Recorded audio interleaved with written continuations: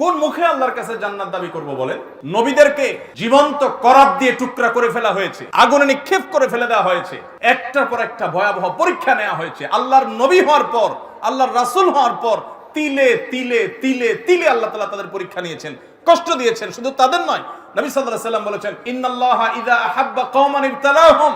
আল্লাহ যখন কোন জাতিকে, কোন সম্প্রদায়কে, কিছু মানুষকে যখন আল্লাহ বড় বেশি ভালোবাসেন, তখন আল্লাহ তাদের পরীক্ষা করেন, তাদের বিপদ দেন, মুসিবত দেন, মুসিবত দিতে থাকেন, আল্লাহ পরীক্ষা করেন। আল্লাহ বান্দার ঈমানকে পরখ করেন। আমি কিছু মানুষকে দেখেছি, তারা বলেছে, ভাই নামাজ কালাম একসময় পড়তাম না, কই দিনকাল তখন এত খারাপ ছিল না, এখন নামাজ কালাম পড়া ধরছি, হালাল হারাম বাজ বিচার করা ধরছি, সুদ ছেড়ে দিয়েছি, ঘুষ ছেড়ে দিয়েছি, 2 নম্বর পথ ছেড়ে দিয়েছি, এখন দেখি ব্যবসা বাণিজ্য সব দিন দিন নাই হয়ে যাইতেছে, সব পায়ের নিচ থেকে মাটি সরে যাচ্ছে। আমি বললাম যে এটাই হলো আল্লাহর পরীক্ষা। আল্লাহর দিকে যখন আসে কেউ, আল্লাহর দিকে আগায়, সে কি আসলেই আগাচ্ছে কিনা